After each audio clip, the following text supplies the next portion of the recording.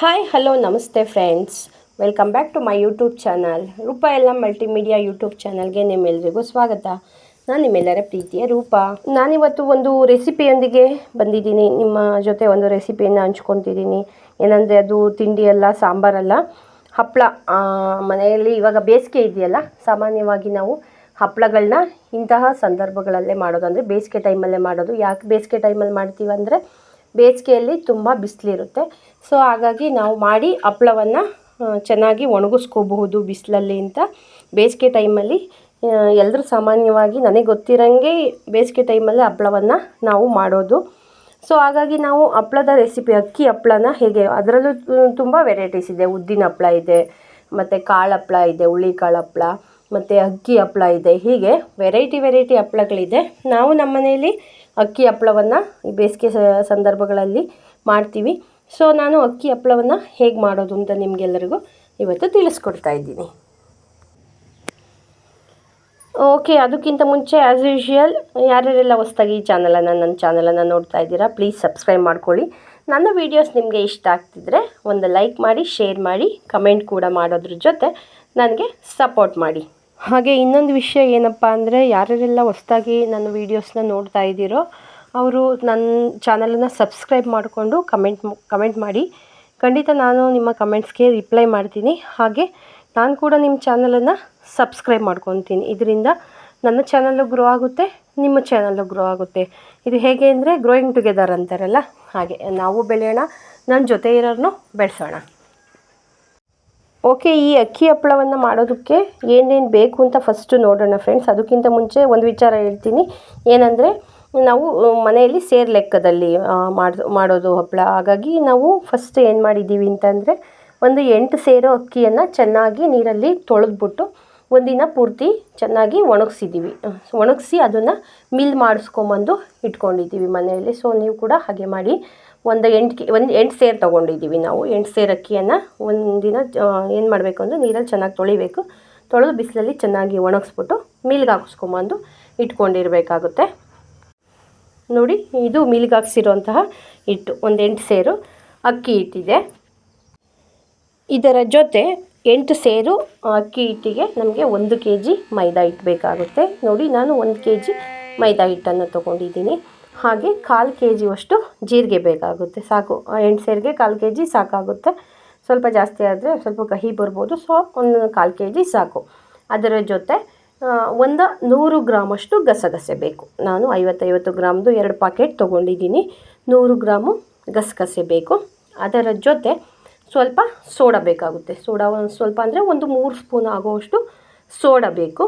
ಹಾಗೆ ಉಪ್ಪು ಎಷ್ಟು ಬೇಕು ನಮಗೆ, ಟೇಸ್ಟಿಗೆ ಎಷ್ಟು ಬೇಕೋ ಉಪ್ಪು ಬೇಕಾಗುತ್ತೆ. ಟೇಸ್ಟಿಗೆ ಎಷ್ಟು ಉಪ್ಪು ಬೇಕೋ ಅಷ್ಟು ಉಪ್ಪು.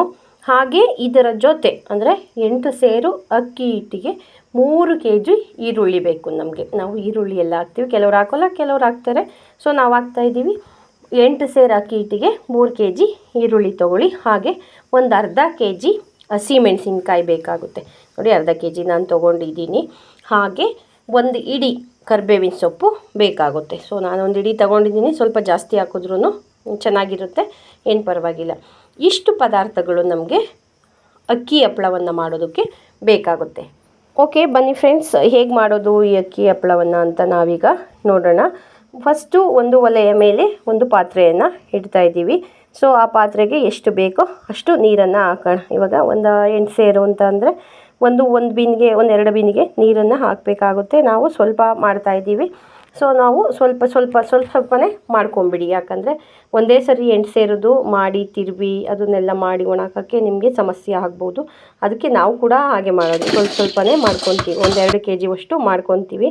ಹಾಗಾಗಿ ಸ್ವಲ್ಪನೇ ನೀರಿಟ್ಕೊಂಡಿದ್ದೀವಿ. ಒಂದು ಬಿಂದಿಗೆ ಅಷ್ಟು ನೀರಿಟ್ಕೊಂಡು ಒಂದು ಪಾತ್ರೆಯಲ್ಲಿ ನೀರಿಟ್ಕೊಂಬಿಡಿ.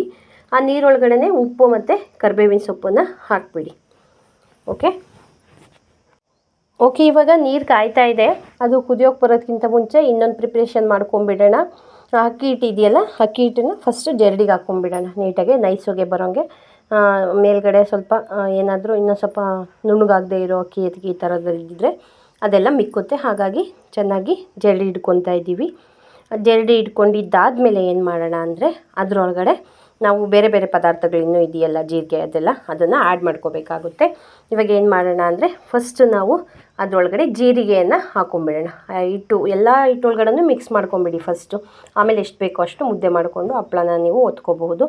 ಸೊ ಇವಾಗ ಏನು ಮಾಡೋಣ ಅಂದರೆ ಅಕ್ಕಿ ಹಿಟ್ಟೊಳಗಡೆ ನಾವು ಜೀರಿಗೆಯನ್ನು ಹಾಕ್ತಾಯಿದ್ದೀವಿ. 1/4 kg ಜೀರಿಗೆ ಫುಲ್ಲು ಎಂಟು ಸೇರಿಗೂ ಹಾಕ್ತಾಯಿದ್ದೀನಿ. ಸೊ ಈ ಜೀರಿಗೆ ಹಾಕಿದ್ದಾಯಿತು.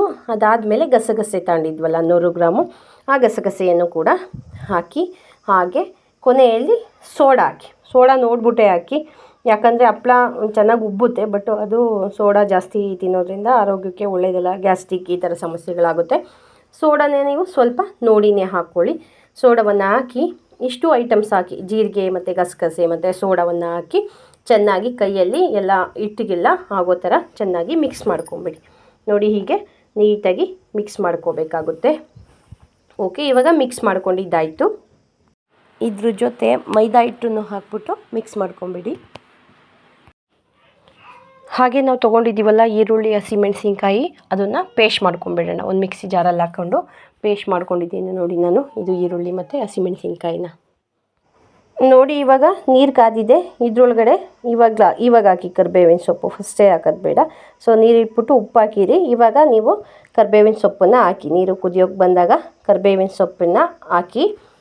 ಅದಾದಮೇಲೆ ಏನು ಮಾಡಿ ಅಂದರೆ ನೀರು ಚೆನ್ನಾಗಿ ಕುದಿಯೋಕ್ಕೆ ಬರುತ್ತಲ್ಲ, ನಾವು ಮನೆಯಲ್ಲಿ ರಾಗಿ ಮುದ್ದೆ ಎಲ್ಲ ಮಾಡಬೇಕಾದ್ರೆ ಅದು ನೀರು ಕುದಿಯೋಕ್ಕೆ ಬಂದಾಗೆ ಅಲ್ವಾ ನಾವು ಹಿಟ್ಟನ್ನು ಹಾಕಿ ಚೆನ್ನಾಗಿ ಅದನ್ನೆಲ್ಲ ಮುದ್ದೆಯನ್ನು ಮಾಡೋದು. ಹಾಗೆ ಇದು ಕೂಡ ಚೆನ್ನಾಗಿ ನೀರು ಕುದಿಬೇಕು. ಆವಾಗ ಹಿಟ್ಟನ್ನು ನೀಟಾಗಿ ಹಾಕಿ, ಅಂದರೆ ನಿಧಾನಕ್ಕೆ ಸ್ವಲ್ಪನೇ ಹಾಕಬೇಕಾಗುತ್ತೆ. ಯಾಕಂದರೆ ನಾವು ಜಾಸ್ತಿ ಹಾಕೋದು ಅಥವಾ ಅದು ಉಕ್ಕಿ ಬರೋದು, ಗಂಟಾಗಿಬಿಟ್ರೆ ಹಪ್ಪಳ ಚೆನ್ನಾಗಿ ಬರೋದಿಲ್ಲ. ಅಲ್ಲಲ್ಲೇ ಹಸಿಟ್ಟು ಒಂಥರ ಹಿಟ್ಟು ಥರನೇ ಇರುತ್ತೆ. ಹಾಗಾಗಿ ನೀಟಾಗಿ ಗಂಟು ಬರಬಾರ್ದು. ಹಾಗಾಗಿ ಈಗ ನೋಡಿ ಹಿಟ್ಟನ್ನು ನಾನು ನೀರೊಳಗಡೆ ಹಾಕ್ತಾಯಿದ್ದೀನಿ. ಓಕೆ ಫ್ರೆಂಡ್ಸ್, ನೀರೊಳಗಡೆ ಹಾಕಿ ನೀಟಾಗಿ ಸ್ವಲ್ಪ ಅದು ಉಕ್ಕಿ ಬರಬಾರ್ದು, ಮತ್ತು ಅದು ಚೆನ್ನಾಗಿ ಬೇಯಬೇಕು.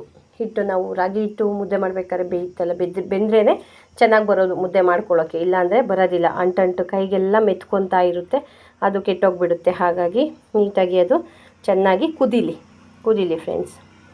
ಓಕೆ, ಈಗ ಕುದ್ದಿದ್ದು ಏನು ಮಾಡೋಣ, ಚೆನ್ನಾಗಿ ತಿರುಗಿಬಿಡೋಣ. ನೋಡಿ ಅದು ಚೆನ್ನಾಗಿ ಕುದ್ದು ಬೆಂದಾದಮೇಲೆ ಹಿಟ್ಟು ನೀರೊಳಗಡೆ ಇವಾಗ ಚೆನ್ನಾಗಿ ತಿರುಗಿಬಿಡಿ. ಚೆನ್ನಾಗಿ ತಿರುವಿ ಮುದ್ದೆ ಮಾಡೋಕ್ಕೆ ಬರಬೇಕು ನಮಗೆ. ಆ ಥರ ಒಂದು ಹದ ಬರೋ ತನಕ ಚೆನ್ನಾಗಿ ಅದನ್ನು ತಿರುಗಬೇಕು. ಚೆನ್ನಾಗಿ ಅದನ್ನು ಸೆಣ್ದು ಆ ಕಡೆ ಈ ಕಡೆ ನೀಟಾಗೆಲ್ಲ ತಿರುವಿ, ಅದು ಗಂಟಿರಬಾರ್ದು ಒಳಗಡೆ, ಮೇಯ್ನು ಗಂಟಿರಬಾರ್ದು. ಗಂಟಿದ್ದರೆ ಹಪ್ಪಳ ಚೆನ್ನಾಗಿ ಬರೋದಿಲ್ಲ, ಅಲ್ಲಲ್ಲೇ ಹಸಿಟ್ಟೆಲ್ಲ ಇರುತ್ತೆ. ಸೊ ಹಪ್ಪಳ ಚೆನ್ನಾಗಿರಲ್ಲ. ಹಾಗಾಗಿ ಗಂಟಿಲ್ದಂಗೆ ನೀಟಾಗಿ ಈ ಥರ ತಿರುವಿ ನೋಡಿ ಫ್ರೆಂಡ್ಸ್. ಓಕೆ, ತಿರುವಿದ್ದಾಗಿದೆ. ಇವಾಗ ನಾವು ಮುದ್ದೆಯನ್ನು ಮಾಡ್ಕೊಳ್ತಾ ಇದ್ದೀವಿ. ನೋಡಿ ಮುದ್ದೆ ಈಗ ಸ್ವಲ್ಪ ದಪ್ಪ ಇರಲಿ, ಸಣ್ಣ ಮುದ್ದೆ ಎಲ್ಲ ಮಾಮೂಲಿ ಮಾಡೋಂಥ ರಾಗಿ ಮುದ್ದೆ ಎಲ್ಲ ದಪ್ಪ ಸ್ವಲ್ಪ ಜಾಸ್ತಿ ರಾಗಿ ಮುದ್ದೆ ಮಾಡ್ತೀವಲ್ಲ ಮನೇಲಿ, ಅದರೆಲ್ಲ 3ರಷ್ಟು ದಪ್ಪ ಮುದ್ದೆಗಳನ್ನ ಮಾಡ್ಕೋಬೇಕಾಗುತ್ತೆ. ನೋಡಿ ಈ ಥರ ಇದೆ ಮುದ್ದೆಗಳು. ಓಕೆ, ಈಗ ಏನು ಮಾಡೋಣ ಅಂದರೆ ನಾವು ಈ ಮುದ್ದೆಯಲ್ಲಿ ಸ್ವಲ್ಪನೇ ತೊಗೊಂಡು ಚಿಕ್ಕ ಉಂಡೆಗಳನ್ನ ಮಾಡ್ಕೊಂಬಿಡೋಣ. ಚಿಕ್ಕ ಉಂಡೆಗಳನ್ನ ಮಾಡ್ಕೊಂಬಿಡೋಣ.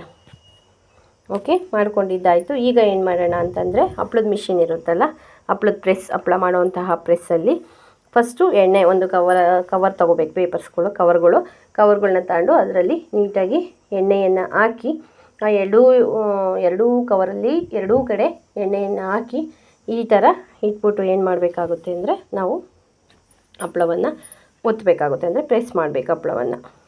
ನೋಡಿ ಆಗಿದೆ. ಇದನ್ನೇನು ಮಾಡೋಣ ಅಂದರೆ ಬಿಸಿಲಲ್ಲಿ ಒಣಾಕ್ಬಿಡೋಣ. ಒಂದು 10 ಒಂದು 20 ಒಂದೇ ಸಾರಿ ಮಾಡಿಕೊಂಡು ಒಂದು ಪ್ಲೇಟಲ್ಲಿ ಹಾಕ್ಕೊಂಡೋಗಿ, ಬಿಸಿಲು ಚೆನ್ನಾಗಿದೆ. ಇವಾಗ ಸಮ್ಮರ್ ಅಲ್ವಾ ಫ್ರೆಂಡ್ಸ್, ಸೊ ಬಿಸಿಲು ತುಂಬಾ ಇದೆ. ನಾನು ಮೊನ್ನೆ ಒಂದು ವೀಡಿಯೋನಲ್ಲಿ ನಿಮಗೆ ತೋರಿಸಿದ್ದೆ ಸಮ್ಮರ್ ಟಿಪ್ಸ್ ಅಂತ. ಮೊನ್ನೆ ಒಂದು ವೀಡಿಯೋನಲ್ಲಿ ನಿಮಗೆ ಲೈವಲ್ಲೇ ತೋರಿಸಿದ್ದೀನಿ ಬಿಸಿಲು ಹೇಗಿದೆ ಹೊರಗಡೆ ಅಂತ.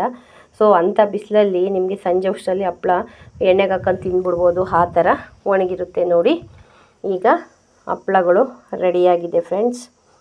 ನೋಡಿ ನಾವು ಎಷ್ಟೊಂದು ಹಪ್ಪಳಗಳನ್ನ ಮಾಡ್ಕೊಂಡಿದ್ದೀವಿ. ನೋಡಿ ಎಲ್ಲ ಚೆನ್ನಾಗಿ ಬಿಸಿಲಲ್ಲಿ ಒಣಗ್ತಾ ಇದೆ. ನೋಡಿ ಈ ಥರ ಚೆನ್ನಾಗಿ ಹಾಕೋದ್ರಿಂದ ಚೆನ್ನಾಗಿ ಬಿಸಿಲಲ್ಲಿ ಒಣಗಿಬಿಡುತ್ತೆ. ಓಕೆ ಫ್ರೆಂಡ್ಸ್, ಈಗ ಅಕ್ಕಿ ಹಪ್ಪಳ ರೆಡಿಯಾಗಿದೆ ಫ್ರೆಂಡ್ಸ್. ನೋಡಿ ಹೇಗಿದೆ ಅಂತ. ನಾವು ಇದನ್ನು ಸ್ಟೋರ್ ಮಾಡಿ ಇಟ್ಕೋಬೋದು, ಚೆನ್ನಾಗಿ ಒಣಗಿಸಿ ಸ್ಟೋರ್ ಮಾಡಿ ಇಟ್ಕೊಂಡ್ರೆ ಅವಾಗವಾಗ ಯಾವಾಗ ಈ ತಿಂಡಿಗಳು ಮಾಡಿದಾಗ ಗೆಸ್ಟ್ಗಳು ಬಂದಾಗ ಈ ಥರ ಸಂದರ್ಭಗಳಲ್ಲಿ ಹಾಕೋದಕ್ಕೆ ಹೆಲ್ಪ್ ಆಗುತ್ತೆ.